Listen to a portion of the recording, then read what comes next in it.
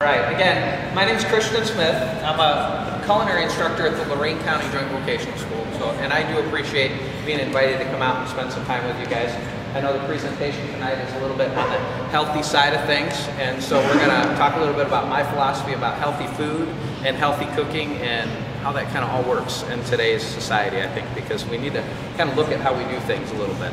What we're going to prepare for you tonight, or what we're going to work on, is a pan-seared salmon that's got kind of a little bit of a spicy rub that's on top of it, and we're going to try and do a little healthy twist to that. And then we've got these beans that are called calypso beans, and they start out black and white. They're not like a brown color like they are now. And we're going to turn that into a bean stew, if you will.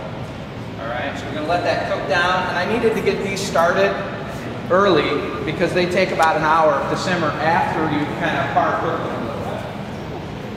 Okay? I've got kind of a different twist on it. I'm not a no fat, no cream, no kind of guy, all right? I like to cook with butter, I like to cook with cream, I like to cook with things that are natural and real. I think the issues that we have today with a lot of the foods is that they're very processed. And so I like to get away from the processed side of the foods and go with a more natural approach to the way that we cook. And we need to get away from a lot of the white things that we eat. So we decided to go with a little bit of a twist on a starch tonight and go use the beans as our starch. I'm gonna throw a little splash of spinach on the plate, and then, like I said, pan-sear the salmon. And pan-searing, we're gonna use olive oil for all the fats that we're cooking with tonight.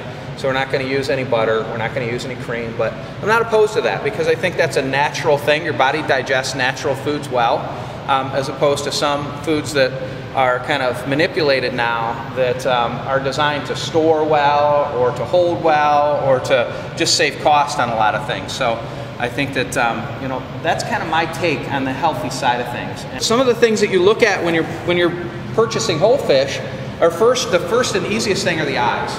The eyes should be nice and clear. They shouldn't be dried out and kind of sunken in and kind of cloudy. They should be nice and clear. And if you look at these eyes, they're nice and clear. Okay? And then you look at the gills.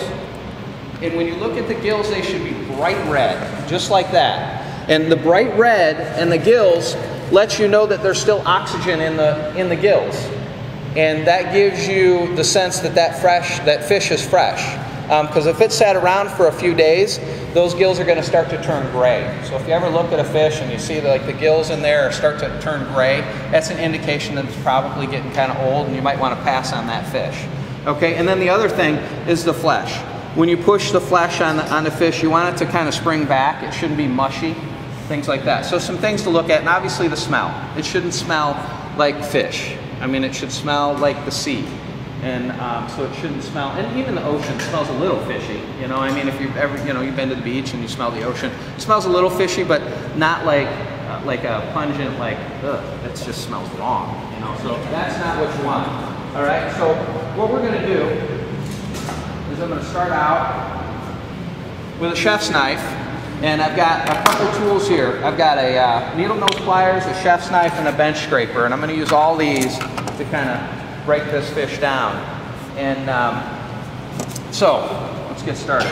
And another thing with fish too is it's going to have a natural kind of slime on the fish. There's a natural, like, protective layer on fish, and so it makes it a little bit slippery. So I want to kind of wipe that down so it's not real slippery for me. Okay. Then what I'm first going to do is I'm going to take the head off of the fish. Okay. And we're going to get right behind that fin there and just kind of go right on down and right through. And we've got Jeff's knife here, nice sharp knife that went right through there. So you want to take this home? No? Yeah, maybe.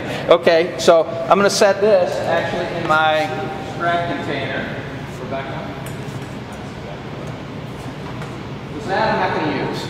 I'm not going to do anything with that, the head of the salmon. Salmon's not a fish that you use to make stock, like fish stock, because there's so much fat in it. Salmon's a real fatty fish. You don't want to use that. I'm just going to turn this around. Actually, I want to do it this way. And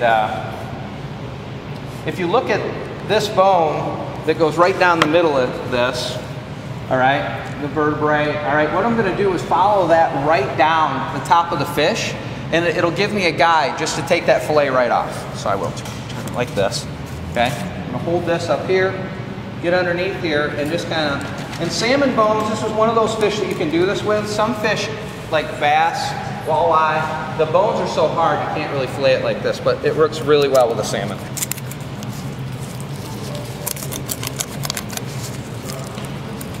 So I can just go right down, cuts right through the belly bones. And we take that off and you get nice, huge fillet right there. The thing's giant. All right, then I'm gonna take it, flip it over, and do the same thing on this side.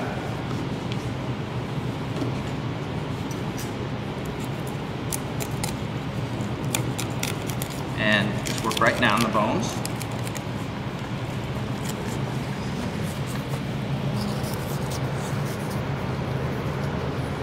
Now, take this off. And one of the other things, when you work with fish, you want to be careful, or I like to be careful, not to ever try and get the scale side on the flesh side. So after I fillet it, I try to keep that separate.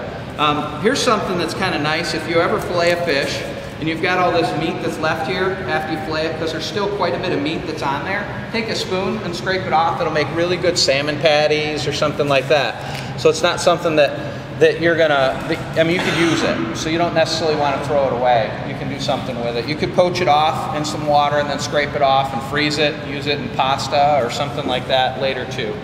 I'm gonna trim off these belly bones that come down here. And then some of this salmon down here, some of that meat, we trim up. And again, scrape that, save it, do something with that. You wouldn't want to get rid of that. It's good stuff.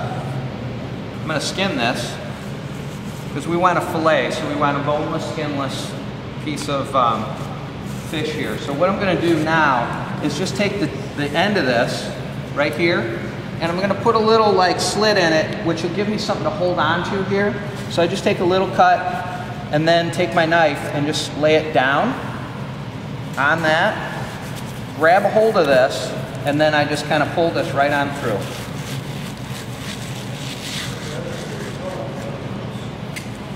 And we've got a nice skinless fillet. There's still some bones in there, which I'm going to talk about those in a minute. Okay? Salmon skin, not much good for anything. Okay. Kind of a neat part of the demo. I hope you guys, I know it's not all about healthy cooking right now, but I thought you guys might like to see how you get to this finished product. So what you're going to do now is there's these bones that are called pin bones that run along the salmon, and we need to take those off. And so we're going to take a pair of needle nose pliers, and they've got a little spring in them, so they bounce right out or bounce back up, and you just kind of grab a hold of them and pull them right out. Now, what we're going to do now, just kind of go right down the middle. Anyways.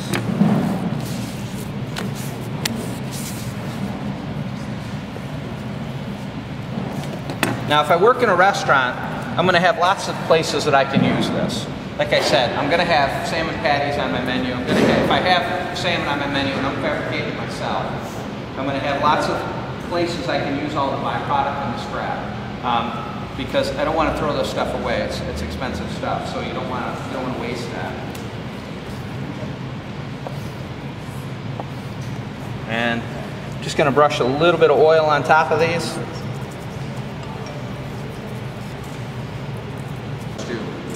Okay, so I'm going to take some of this rub, put some rub on it.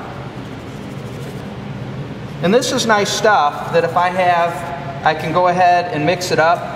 You could use it on chicken, you could use it on, you know, all kinds of things. And it's kind of a healthy alternative to just salt and pepper, you know, like a lot of salt. It's going to give the food a little bit of color. It's going to give it obviously some flavor.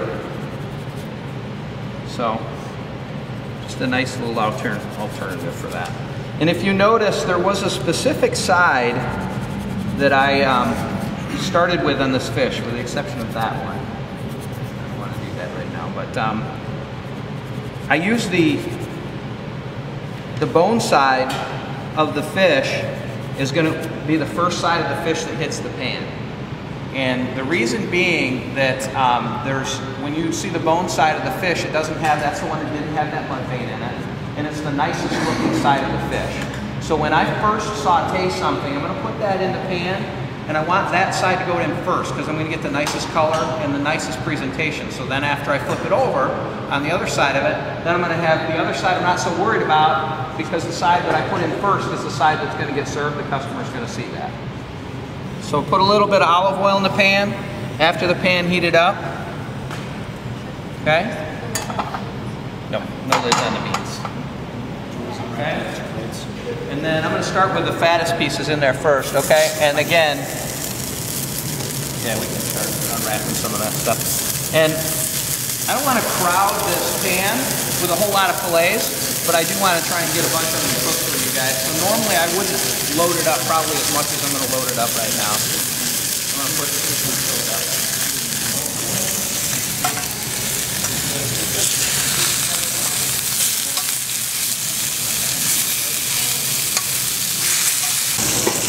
The handy dandy thermometer is great. You know, the little probe thermometers are awesome.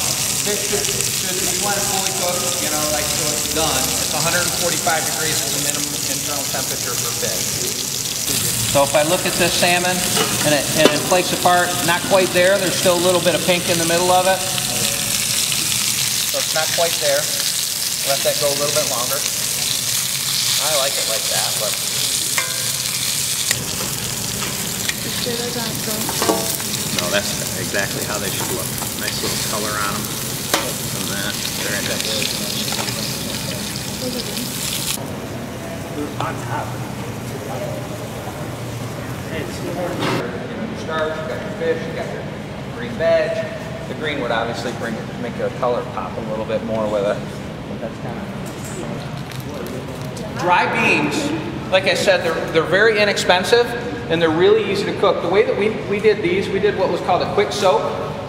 And the quick soak with this was what we did is we took the beans, we rinsed them off in cold water, picked through any beans that are bad. If there's any kind of funky looking beans, we get rid of those. Then what we did is we took them and just put them in a pot of cold water, brought them up to a boil, and then shut the heat off, put a lid on them, and let them sit for about an hour and a half. And what that does, it kind of steeps the beans and kind of does start to cook them a little bit. Then what we did is we drained them, threw them in the cooler, and chilled them down real fast. Then we brought them out here and then threw them in the pan with the mirepoix, which is the carrots, onions, and celery, added some garlic to it, brought it up to a simmer, sweated the vegetables. And when you say sweat the vegetables, it's releasing the juices and the oils from the vegetables. Then after that we sweat the vegetables, then we're going to take the beans. We added the beans and we added some chicken stock to it, and then just let it simmer. And they take about an hour. They've been cooking for an hour. So that's about how. So the total cooking time with that's about, I don't know, 2 hours, 2.5 hours. Now there's another way to do that. Is it's called, you know, a longer soak, where you take those beans and you pop them in in cold water. Throw them in the fridge and either leave them overnight or throw them in the morning before you go to work in the cold water. And then when you come back, then they're only going to need that hour and a half to cook. And they're not going to take that long to cook. So with a hard bean like that kind of a bean, they need a little bit of time to get cooking.